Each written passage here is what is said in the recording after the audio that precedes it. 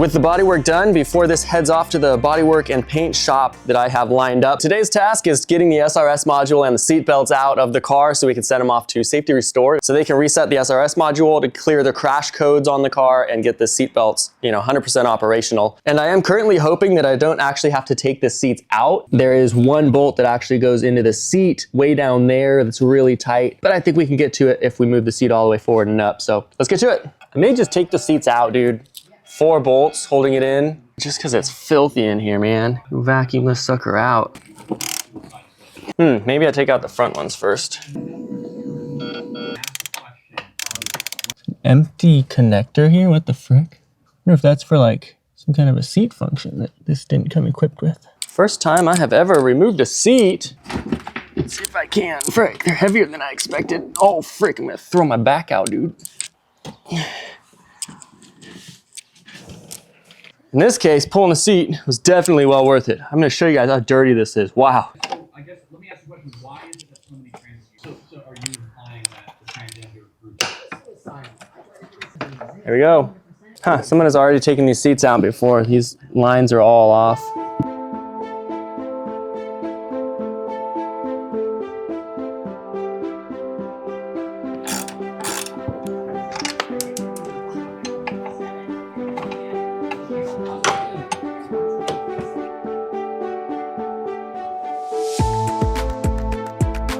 Yeah, it was pretty bad. Dirt and trash, like you can leave under the seats if it doesn't bother you. But you'll see in a second the real reason why it's a good thing I took the seats out. Also, I already noted it seemed like someone had done this before, and there was proof throughout this task of just that. I found several screws and bolts under the seats and in the rear panels that the previous shop didn't bother screwing back in. What lazy work people had done on this car previously.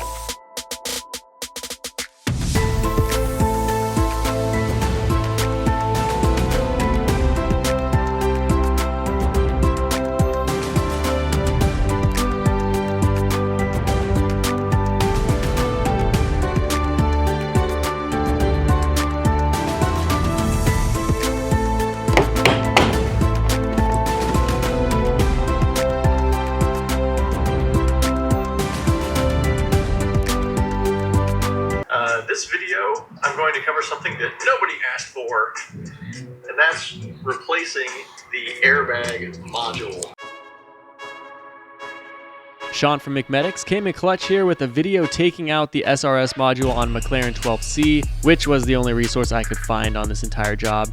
And while it was a very similar process, our 650S is a spider version, which is harder to do, more things to remove. The seat belts I just figured out by myself. It was 1 bolt holding on the seatbelt guide and 4 bolts holding the retractor, and all of it was just a pain to get to.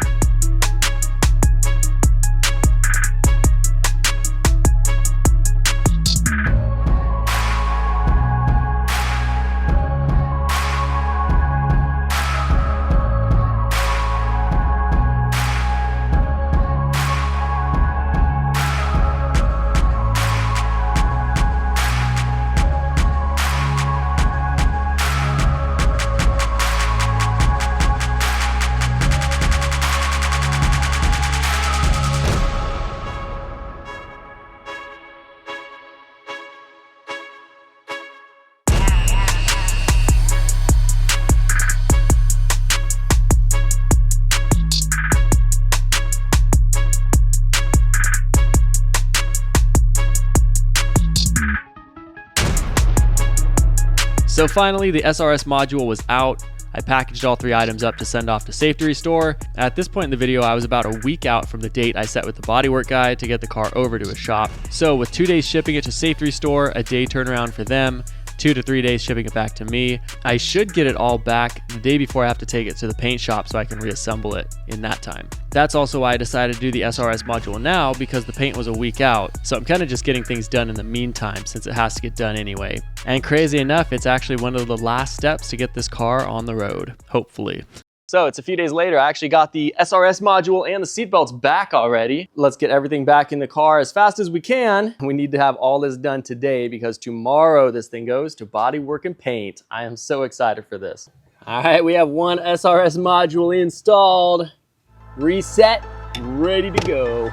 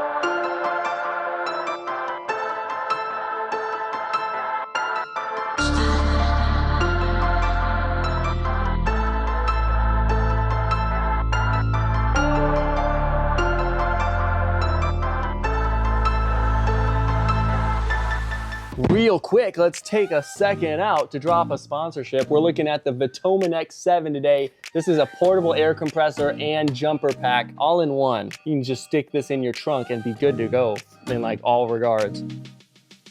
Here it is, the Vitomin X7. It's both an air compressor and a jump starter. It airs up car tires in about 2 minutes and jump starts a 10-liter gas or diesel engine up to 70 times. Like any other jumper pack, you connect red to red, black to black, and fire that sucker up. It's as easy as that. And the jumper attachment confirms the battery is connected and ready to start.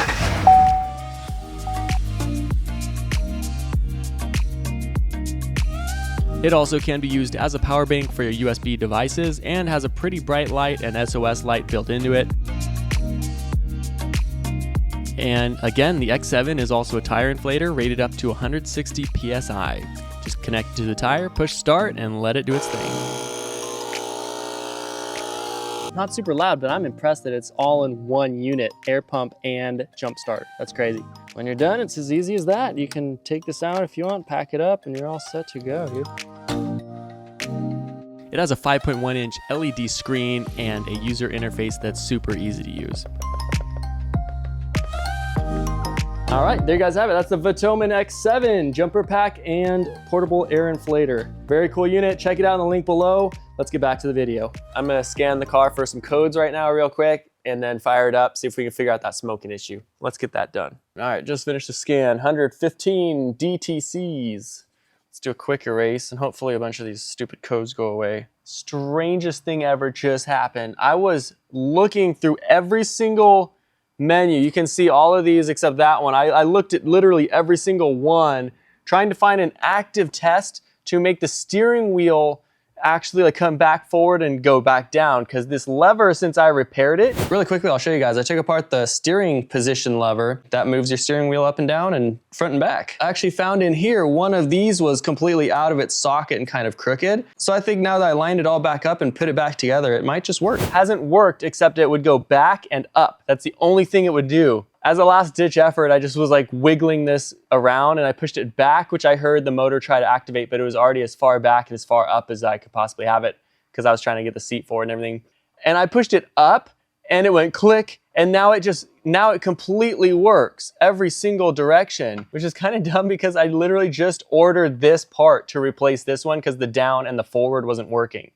And now it just works completely fine, which is great because that was one of the codes I was having that was really annoying. There was a steering column position fault and it was like move it up and down, but I couldn't go down so it couldn't reset that fault. It looks like we're all good now. So I just blew another $200 on this switch and I'll have to just try to resell it or something later. But it works completely fine. I just don't know how that changed anything. I guess I'll just fire this thing back up and see if we can figure out the smoking issue. I also know I just need to replace the ignition coils and spark plugs. Those are probably, like, it's reading misfires on several cylinders. Yeah, anyway, fun fact, status update.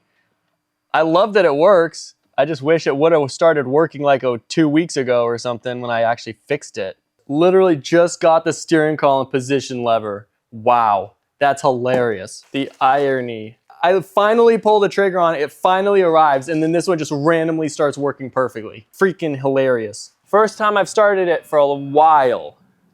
And that's probably why it smokes, because this thing hasn't been driven. Most of you guys are saying it needs to get driven. Every McLaren does this allegedly every time it sits for too long. Comfort entry available. Pull left stalk or press clear. I've never seen that before. We're not getting any steering faults anymore. That's great. Oh, what the frick? It just came back. Power steering fault. But hopefully the levers will work when I actually fire it up. Here goes nothing. I'm always so nervous.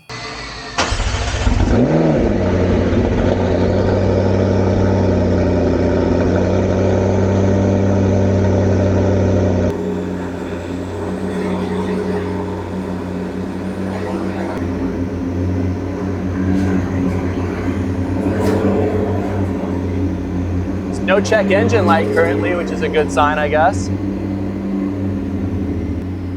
right, let's see if the stocks will work.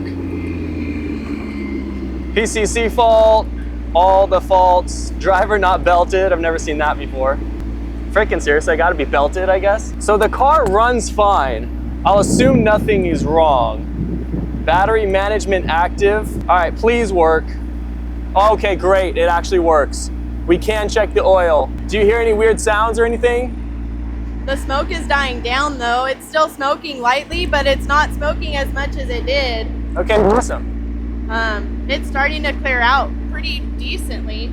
All right, I guess I'll take it around the block one time to just get it kind of warmed up and get everything flowing. Power steering's assisted, which is good, but I was still getting the PCC fault.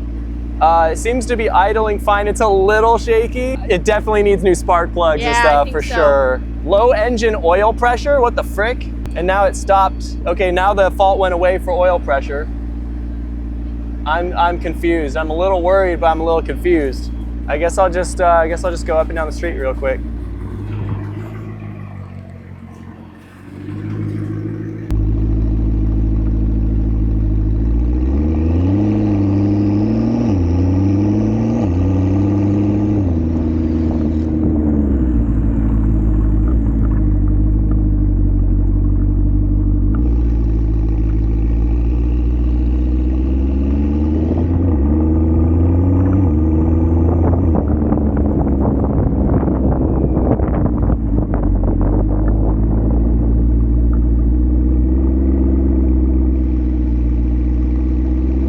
Don't know what to think, dude. At this point, it's like, do I even send it to bodywork and paint, or do we get this figured out? Why? Makes no sense to me. All right, I guess I'll go clean out the garage really quick, and then we'll pull it back in. I guess we'll just send it to bodywork and paint. That was the plan. But it's like, I don't feel good now starting it and driving it onto and starting it and driving it in and driving it everywhere. We're not getting any oil to the engine. I think we don't. It's got to get painted. We had the plan to get it painted today, or at least get it to the shop. But I also don't want to drive it if it keeps saying low oil pressure. I'll catch you guys next time. Thanks for watching. If you can help at all, please let me know what is going on. This is ridiculous.